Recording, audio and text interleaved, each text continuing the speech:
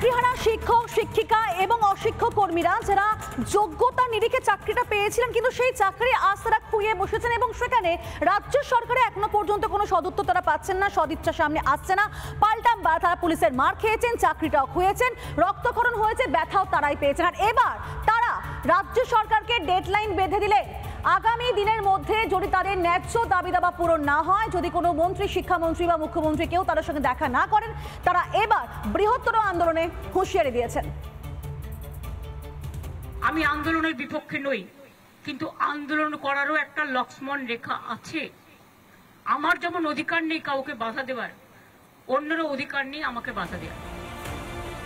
লক্ষণ রেখার কথা তো বলেছিলেন মুখ্যমন্ত্রী মমতা বন্দ্যোপাধ্যায়, কিন্তু সেই লক্ষণ রেখা কি মেনেছিল মুখ্যমন্ত্রীর পুলিশ দপ্তর? চাকরিহারাদের বেধড়ক মারধর করেছিল পুলিশ।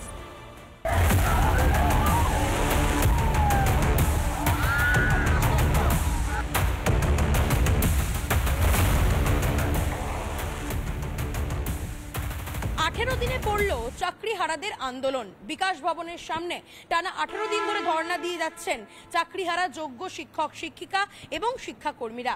গতকাল কলকাতা হাইকোর্টে তাদের মামলার শুনানি ছিল এবং সেখান থেকেই আদালত নির্দেশ দিয়েছে আগামী এই আন্দোলনের কোনো দিনও কখনোই কিন্তু যারা চাকরিহারা যোগ্য শিক্ষক শিক্ষিকা শিক্ষাকর্মী রয়েছেন তাদের বিরুদ্ধে কোনো কঠোর পদক্ষেপ নেওয়া যাবে না।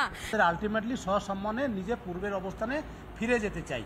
এই ফিরে যাওয়ার জন্য উনি যদি আমাদেরকে সেইভাবে আশ্বস্ত করেন বা আমাদেরকে সহযোগিতা বা সহানুভবতা এগুলো দেখান, তাহলে সেক্ষেত্রে অবশ্যই কাম্য। আমরা পুনরায় আবার চিঠি দিব, যেটা হাবিব বললেন, কিন্তু তারপরেও আমরা কিন্তু আমাদের দিশা না পাওয়া পর্যন্ত আমাদের এই আন্দোলনটা চালিয়ে যাব। তবে শুধু পুলিশ নয়, রাজ্যের শিক্ষা দপ্তর থেকে শুরু করে এসএসসি কেউই কথা রাখেনি। লক্ষণ রেখা অতিক্রান্ত করতে করতে দিন কাবার করে দিয়েছে রাজ্য। ব্ল্যাকবোর্ড আর চক ডাস্টার ছেড়ে এখন রাস্তায় ঠাঁই হয়েছে চাকরিহারা শিক্ষক ও শিক্ষাকর্মীদের।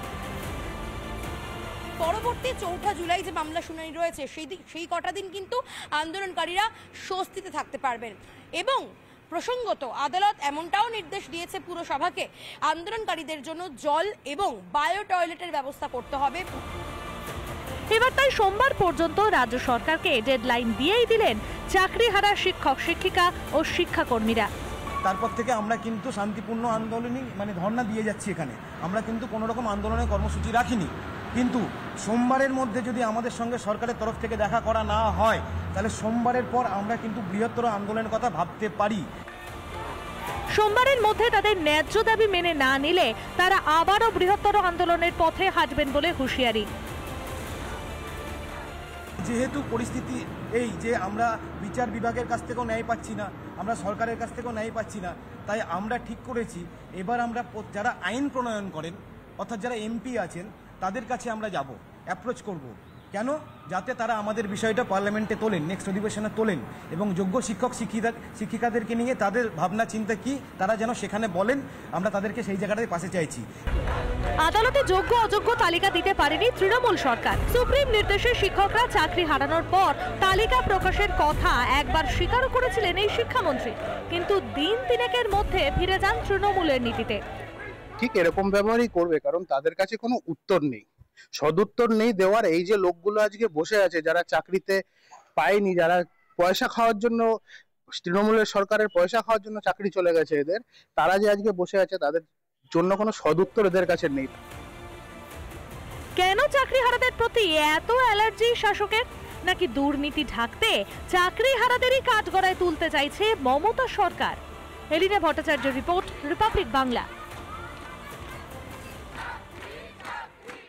নানা ধরনের কন্টেন্ট দেখার জন্য লাইক করুন, শেয়ার করুন আমাদের ফেসবুক পেজ, সাবস্ক্রাইব করুন আমাদের ইউটিউব চ্যানেল। পাশাপাশি অন্যান্য ব্রেকিং নিউজের জন্য অবশ্যই চোখ রাখুন রিপাবলিক বাংলায়।